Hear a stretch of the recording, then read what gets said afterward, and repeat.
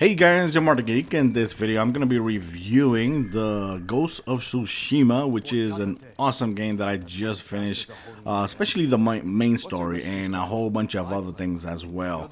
And the reason why I'm doing this video is because it's the last PlayStation 4 official game that I'm going to be playing, and at the end I'll explain why.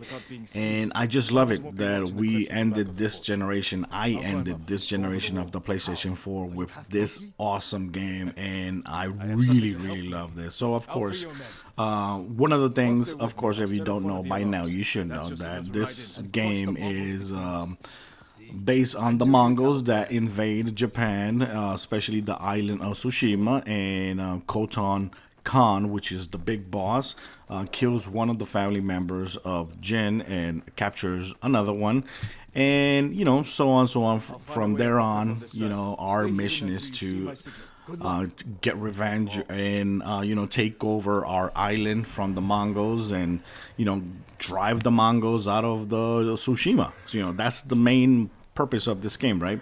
You are a samurai. You start with very low skills at the beginning, but then you keep gaining skills as you keep on playing. You become a badass. By the end of this game, you become a freaking beast. Okay, so, and that I really loved.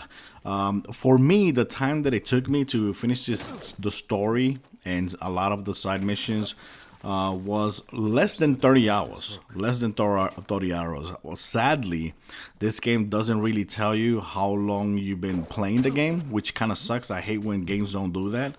But I've been counting down the hours of the days that I played.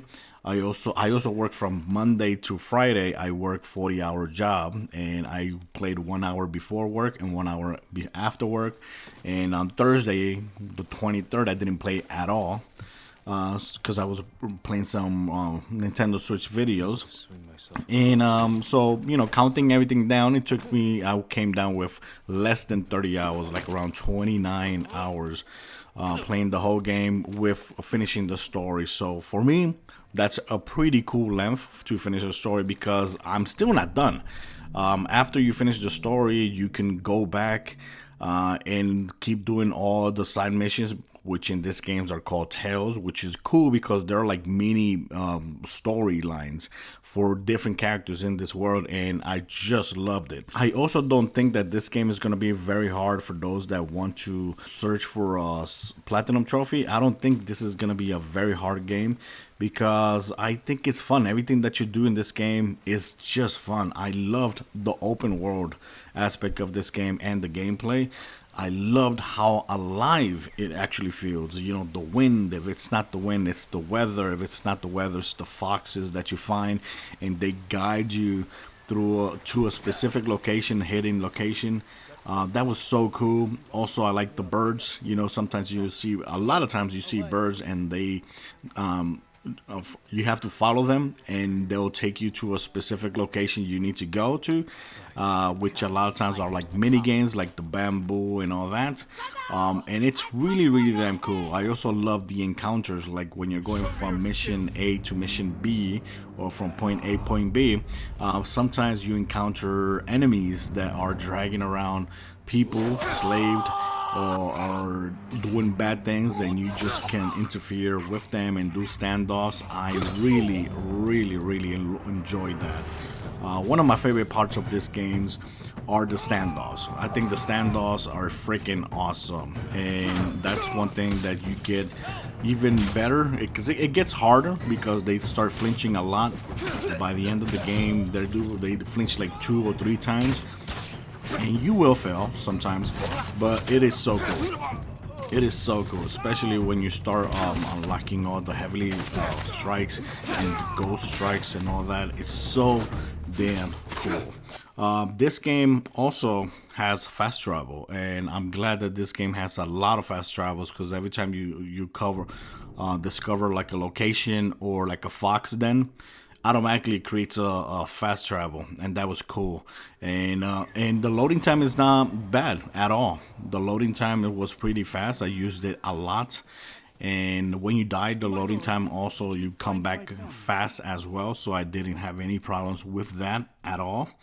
I really like upgrading my character. The upgrading my character was very cool. You use the skill points, and I love the fact that you can upgrade your armor, your bow, your weapons, your skills, and it's so satisfying. For me, it's so satisfying. If you like games like this is a no-brainer. You have to play it. What I really like also was the different type of missions and encounters. That I already said it. This game never felt for me boring because you're doing different stuff. Every time you go to a mission, there's like different kind of encounters.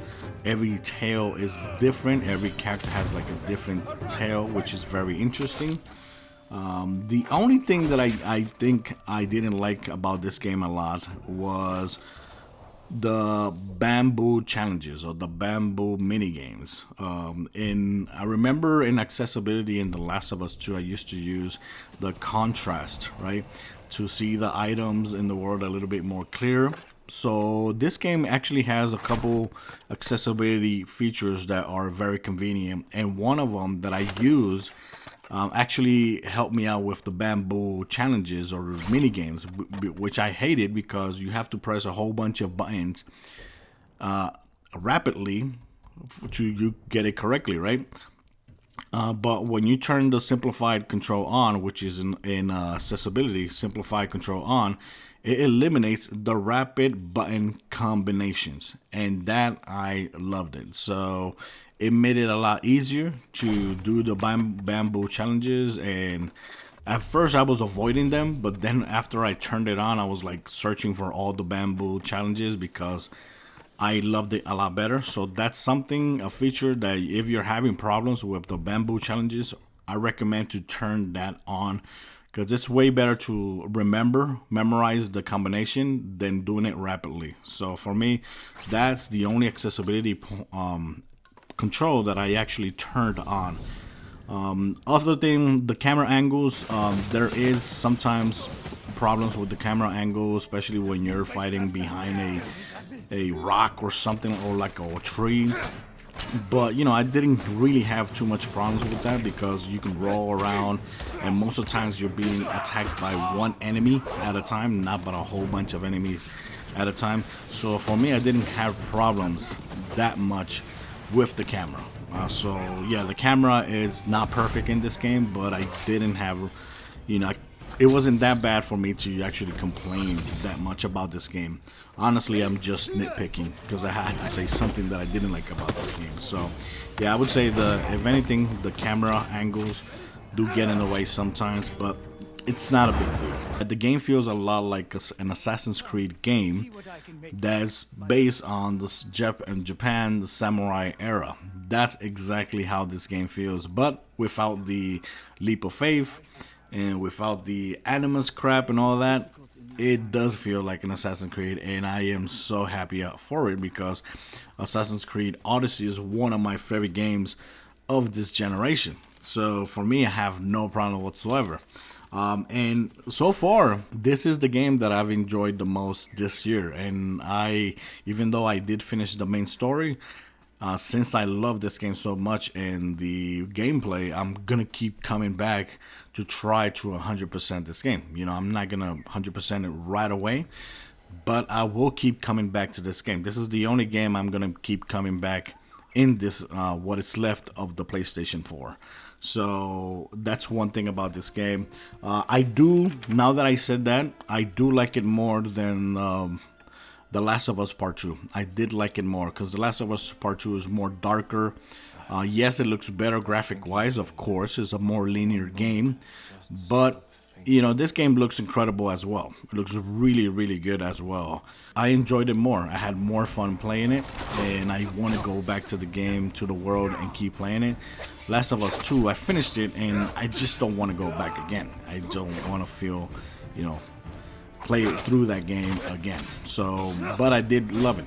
For me, my Last of Us 2 is a masterpiece, but this game, I enjoyed it a lot more this year. So yes, that's my review for the Ghost of Tsushima. That's my opinions about the game. Let me know what are your opinions about the game.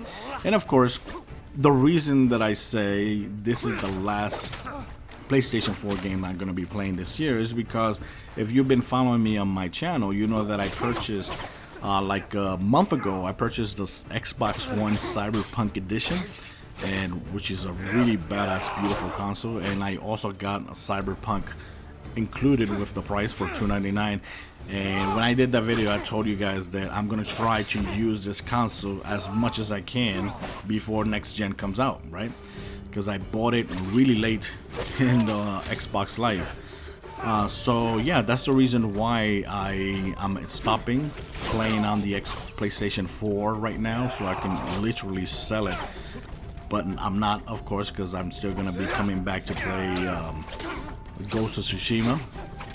And there's a lot more big games coming out, you know, so this is not the big game, the last big game coming out for the PlayStation 4, but it's the last big exclusive PlayStation 4 game coming out, you know. But there is other games like, for example, The Avengers, Star Wars Squadron, Watch Dogs Legion. Those games are still coming up and they're huge, and Crash Bandicoot 4 as well.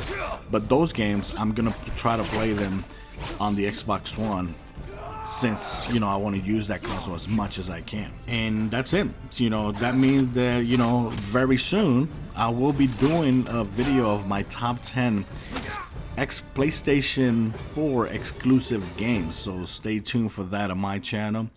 Let me know if you want to see it or not. I am already working on the list, writing down all my favorite PlayStation 4 exclusive games. So now that I'm done with this game, I can already choose where I'm gonna put it on my list. And of course, spoilers, this is going to be on my top 10 list. Definitely gonna be up there on the list. So guys, thanks for watching this video. Let me know what you think about the Ghost of Tsushima on the PlayStation 4, of course. And thanks for watching this video. Till next time, bye bye.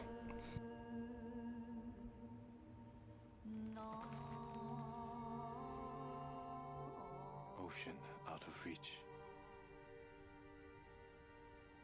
An unknown world teems with life. Once a grander sight.